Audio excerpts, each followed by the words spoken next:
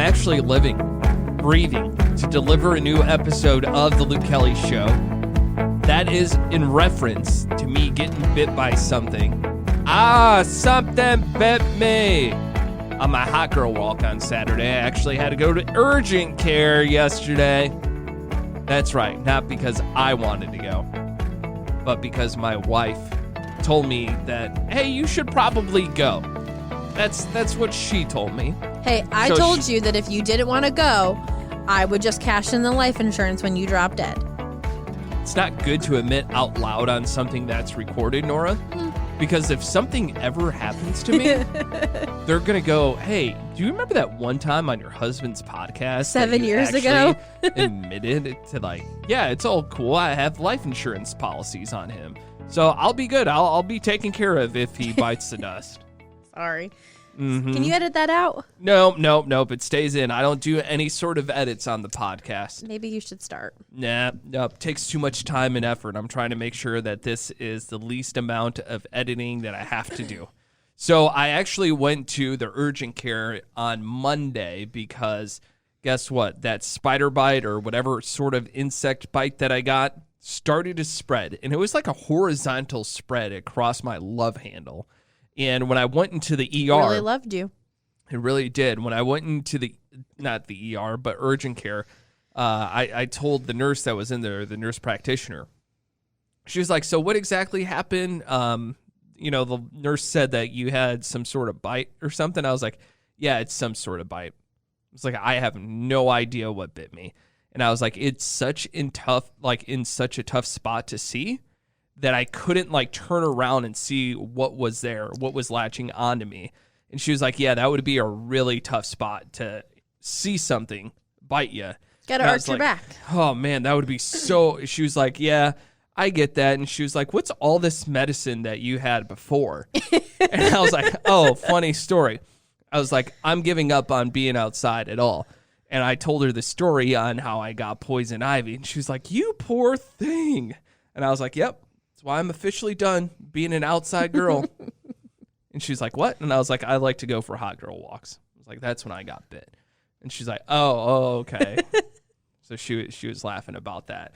So anyway, now I'm on some antibiotic 4 times a day. Man, and I like how your comment, you're like, babe, these are huge pills. I haven't taken a pill that big. And I'm showing you that, my probiotic that I take every single morning, same size pill. My anti-inflammatory that I'm having to take for my back, same size pill. I was like, this is just normal size. Yeah, I've never taken a pill that big. Usually I take over-the-counter stuff, so it's not that big of a deal. Or it's usually like that white pill, you know what I'm talking about? Not that this is an actual capsule. You just got to practice on your swallowing. I'm not good at swallowing. That's not up my alley. I'll leave that up to you. Thanks. Yep. So, yeah, I got to take this antibiotic for 10 whole days. And it's already starting to improve. Yeah. I checked the mirror this morning because I took one of the medicines last night, one of the pills last night. And I woke up, looked in the mirror. I said, holy shit. I was like, this is a miracle worker. Modern medicine, man. It's great. It's like they know what they're doing. Yeah, and I got a tetanus shot. Look at me. Are you still wearing your Band-Aid? I'm still wearing my Band-Aid, just in case anybody asks me, hey, have you been vaccinated? Yep. And guess what? Also got my shot for the freaking, for the animals' insect bites on me. It's like, I'm good now. Is that called? Not penicillin. What did I say before? Tetanus? Tetanus shot. I can't believe I forgot about that. So I'm all good. Are you going to get your flu shot? I will get a flu shot. They're coming to work in a couple of weeks to do that. So they're coming to my work, too. I didn't sign up for it, though. No? Should I have? I've never gotten a flu shot. Yeah, we got them last year. No, only you did. You got the flu and the COVID vaccine in the same day. Oh, my second dose. Yeah. I didn't. Yeah, because I remember going to get it, and I was like, hey, I know they kind of warned against this to get the flu shot and the COVID booster at the same time. And he was like, well, it's not that they're saying you can't do it. It's just like double dose of a vaccine that's going into you. So it could hit you a little bit harder. And you're so like, he was like, I was like, hey, hit me with your best shot. Boom. Yeah, so I'll be all vaccinated up. So I've I'm all good. I've never gotten the flu shot, but I've also never had the flu. Flu sucks. Yeah, I mean, I guess The only thing good about the flu is you fucking sleep a lot. That is the only good thing about it. that's what they told me about mono when I got mono in high school. Uh-huh. They were like, you're so exhausted, you'll just sleep, and you're too tired to eat anything, you'll lose and everyone's like, you're going to lose a whole bunch of weight. Nope. Those motherfuckers were wrong because I could not sleep when I had mono, and I was so hungry. The amount of Mexican food and Chinese food, I gained weight when I had mono. That's one thing that never hits me when I'm sick. The loss of appetite. Never. I always have an increased amount of appetite, and I think it's from me just sitting and being bored. Yeah, there's nothing else to do, so you might as well just start scarfing down the saltine crackers, and then those get bored, so then you're like, well, I don't really feel like soup because that doesn't really fill me up, so then it's just like, give me some lo mein noodles. And yeah, I mean, who would turn down any sort of Chinese at any point, right? And when you're hungry, it's comfort food. I love Chinese food, you love it cold leftovers. So so good. It's the perfect sick food. Yeah, you throw it in the refrigerator. You wake up the next morning for breakfast. That's what you eat. You don't have to worry about that nasty Chinese breath getting all over a coworker. You're just sitting in bed, eating, watching old WWEs. That's what I do when I'm sick. So a lot has changed in my life since that moment. I think it was actually when I got the shot, my life totally changed. I started to read a book. I know. It's called Warning Track. By Carrie Aarons. By Carrie Aarons. I'm actually through 2 chapters. I'm about to start chapter number 3, and it says Colleen on it, who is one of the characters. Her and Hayes are the 2 that I've been introduced to so far. They're the 2 main characters. What do you think of Colleen so far? Basically, it's a female who has to take over as manager for the family baseball team. General manager for her family's baseball team. Yeah. I mean, the story basically is that her dad was doing some illegal trading within Major League Baseball, and he got busted. So he was trading for players and getting really good deals in return for some of the players that he was sending places. So he got busted, and somehow the family was actually able to keep the franchise. I feel like if that really happened, the person would have to sell the team. But maybe because so many different, it was an uncle that owned part of it and a nephew that I think maybe because so many different aspects of the family owned it that it wasn't just the dad as the sole owner. And so her whole objective, it seems like so far, is she wants to change the image of this organization, take away some of this stain that could be out there. A lot of the players don't really want to be there anymore because now they're finding out the real reason why they were shipped to the middle of nowhere in Pennsylvania. So a lot of them are upset about that whole situation. So I'm interested to see how it shapes out. I'm glad that 2 chapters in and you're getting in there.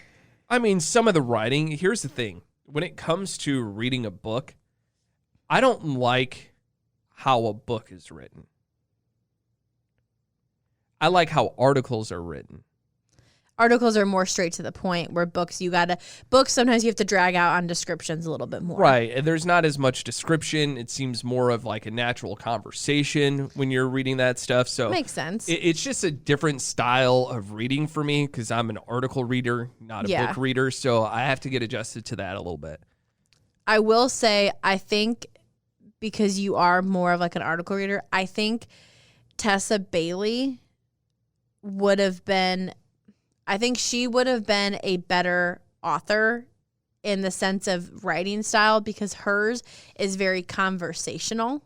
So it's more 2 people talking back and forth and less of the third party of because I don't prefer books in third person where it's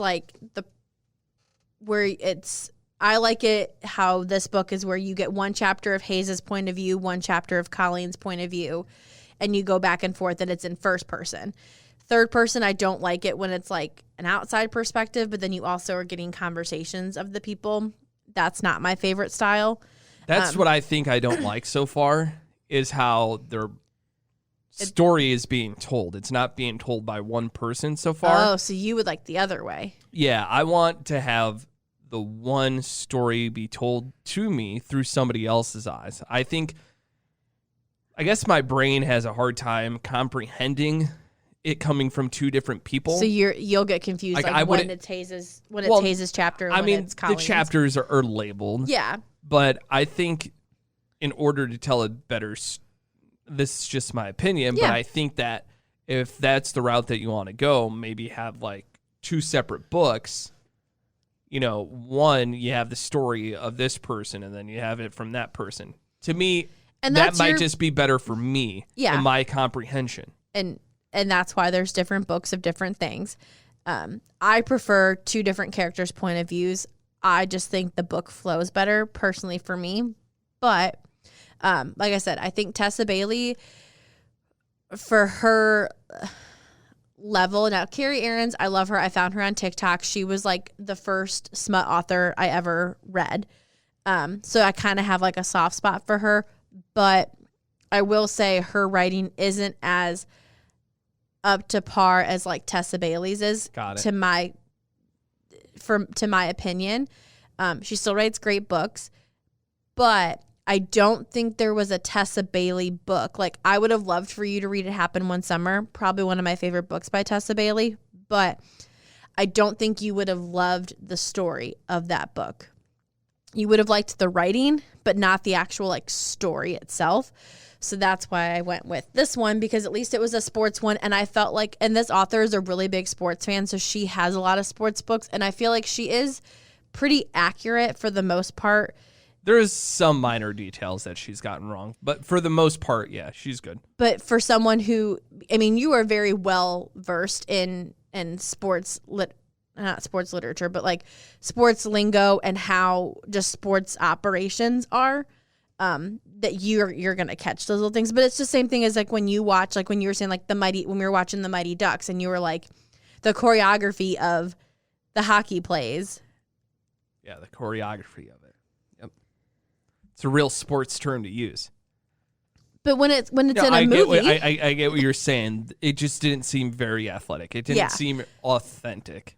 It seemed very staged. It looked like they had athletic doubles that came in when they needed to make the game look a little bit better, which, by the way, that is going to have a new episode drop next week. So about are they dropping them once a week? I don't know. I know there's an episode that drops on the 28th. I don't know if it's the full season or what, but you know, my life is about to change. We're watching the Bachelorette finale tonight. When I say we, that is very loosely because I'm going to be reading Warning Track Power. No, just Warning Track. No. It would be better because it's a romance book, right? Yeah. It would be better if it was Warning Track Power. Okay. Because I'll email he's her. only good enough to get her to a certain point and never actually gets her off. Oh, okay. You know, that's why Warning Track Power would be better. I hope that maybe next week you're far enough into the book that you actually have a smut tale. That would be a first. It would be a first. That would be a first. Let's hear your smut tale from this week. Where are we getting our smut from? So our smut is from the book Sugar Daddies. Like the name of it. Don't know the author because I didn't read the book. Oh, man. Did you have to do like a phone a friend on this? I had to phone a friend. And my friend Rachel, so I am currently reading an arc of a book that comes out on the October 1st. And it's not a super smutty book. And I did not want to come back and disappoint because as of last week, you said if I didn't have high quality content to just not show up. So that's true. I phoned a friend. I stand by that.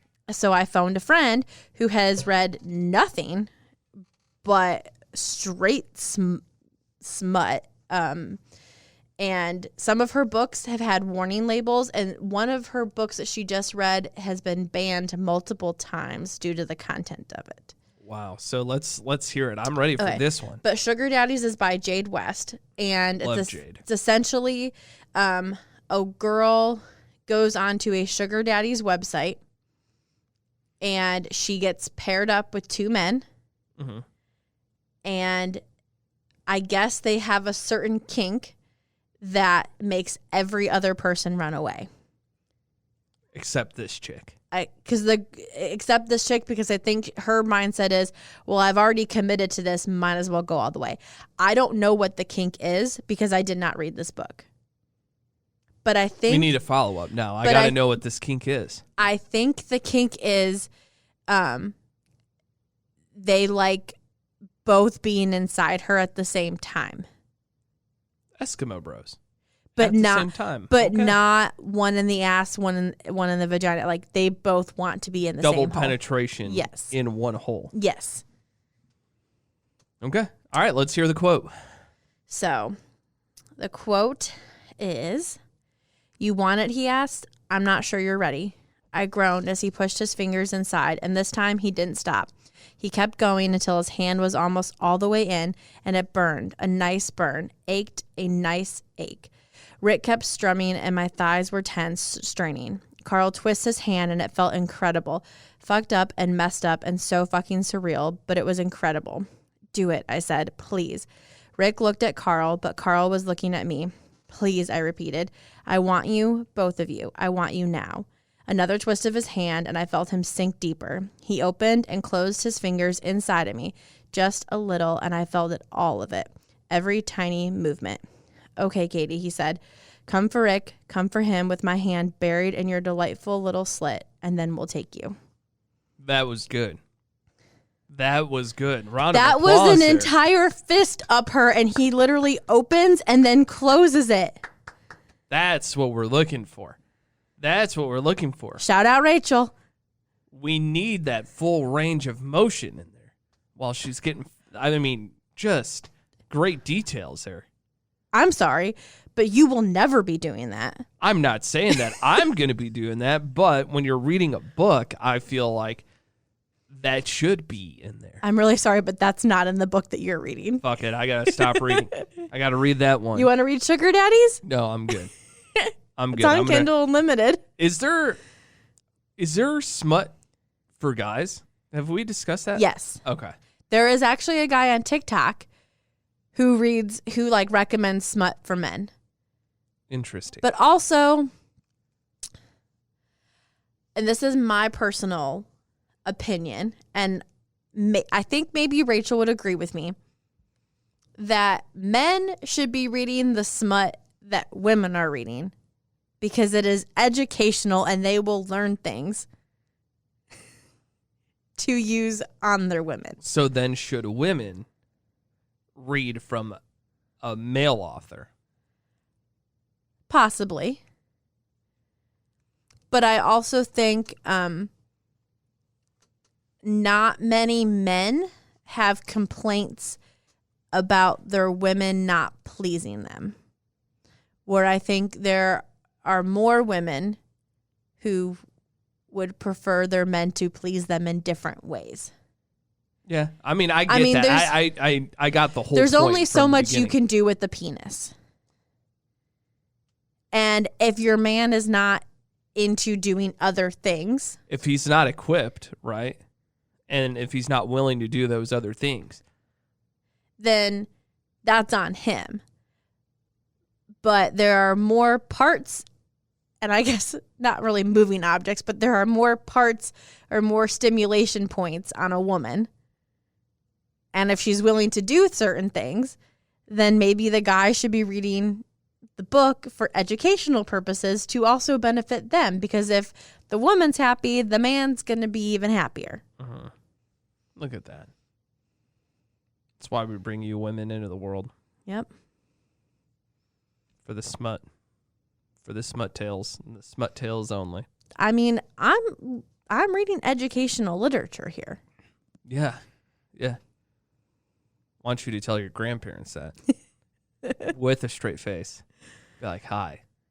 I'm reading a book that is very educational. I mean, my grandma follows my book Instagram. She likes all of my posts. Wow. Does she actually know about the books? Yes, because she makes comments that her and I don't read the same type of books. I'll be like, have you read any good books? And she'll be like, yeah, but none that you'll read. Come on, Grandma. Just read and my one aunt of them. says the same thing. And I think it's so funny because I will read a clean romance. No issue with that. But it's just so funny that like things that I consider a very low level spice or like I would consider almost basically a clean romance. And maybe it's just because our generation is so a lot more open. But even if you look at our generation, millennials, to the younger generation, Gen Z, right? That's underneath millennials. They're the ones that are really open. Like sex positive. Yeah, they're sex positive and they're open and they're not afraid to say what they feel.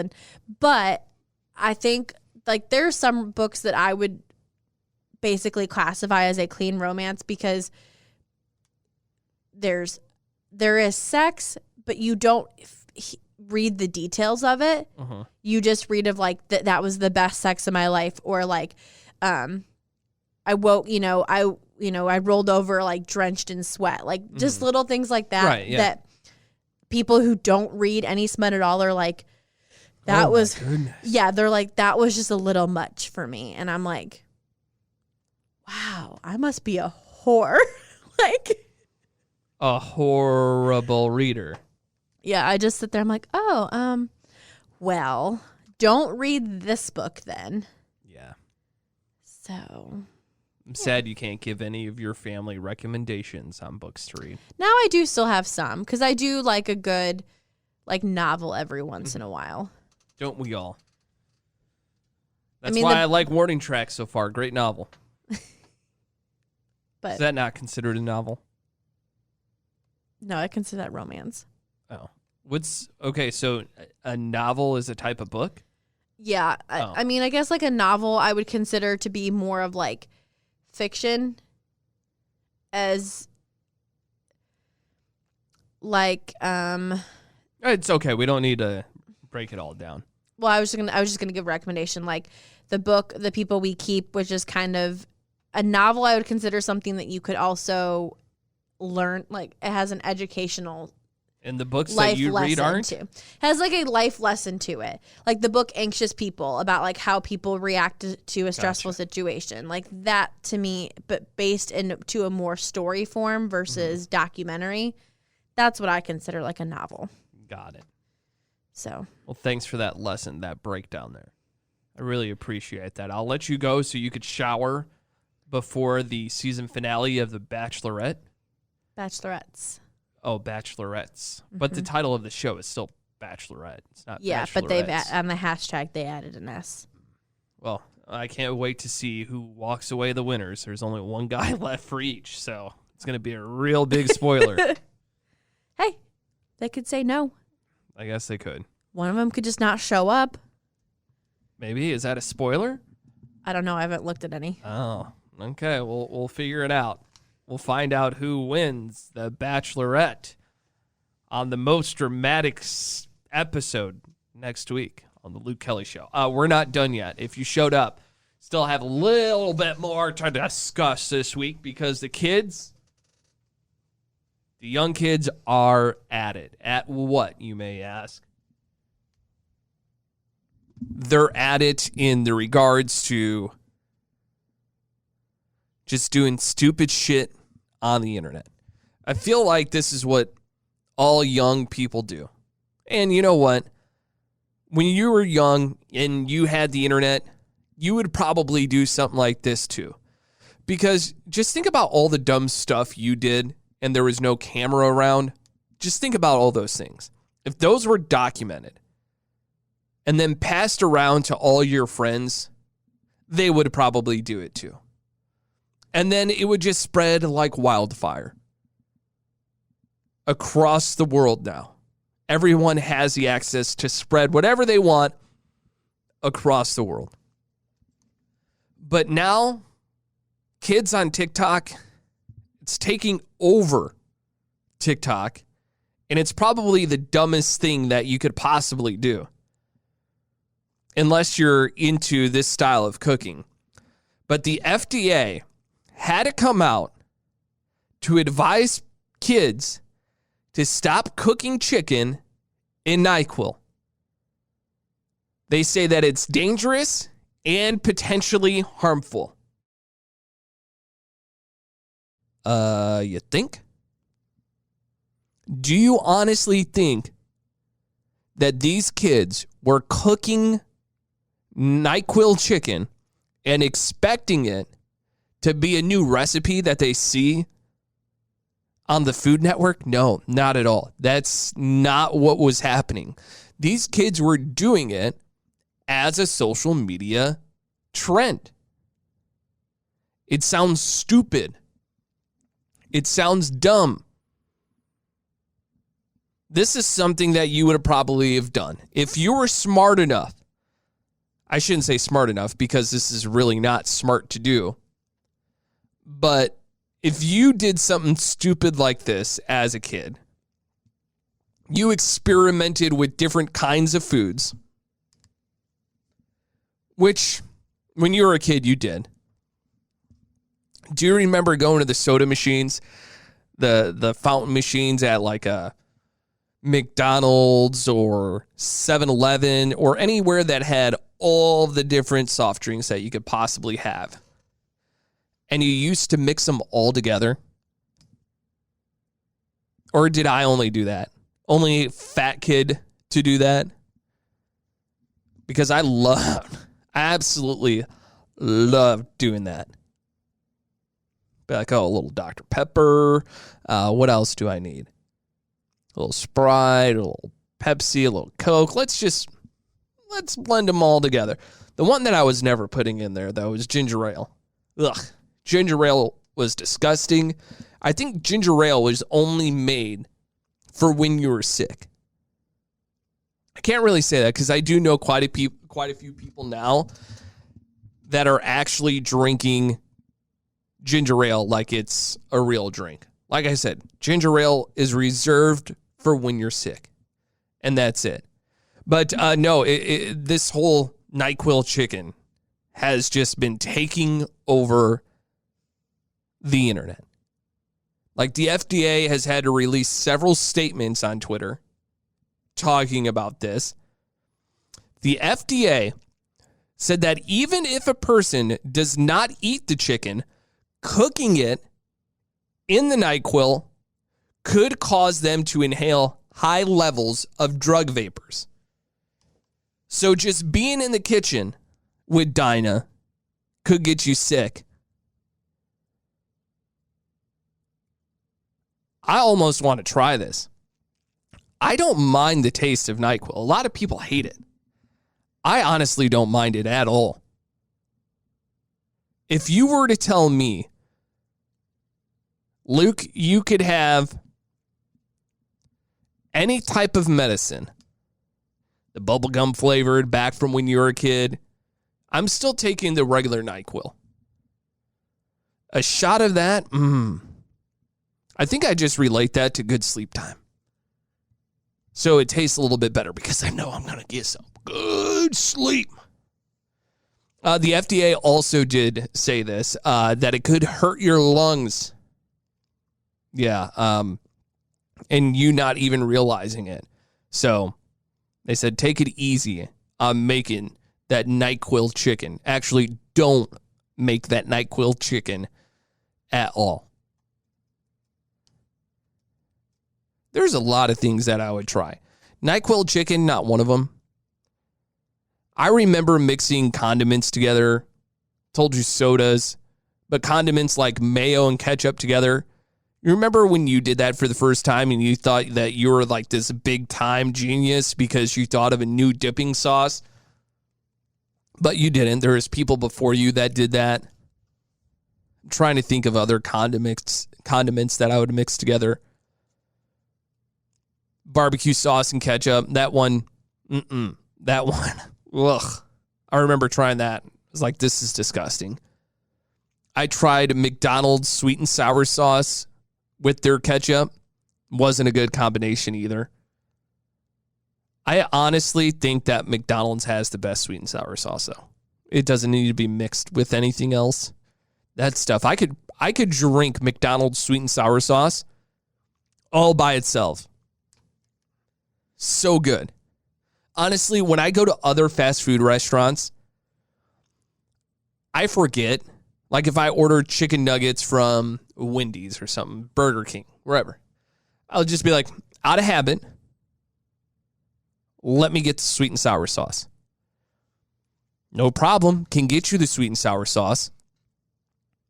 But it doesn't taste the same. McDonald's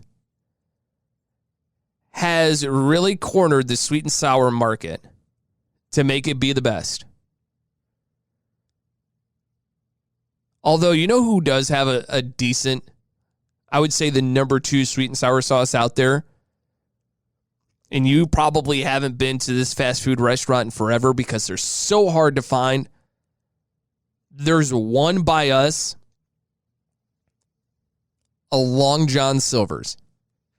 They have fantastic sweet and sour sauce. Still number 2, though, to the good old McDonald's sweet and sour sauce.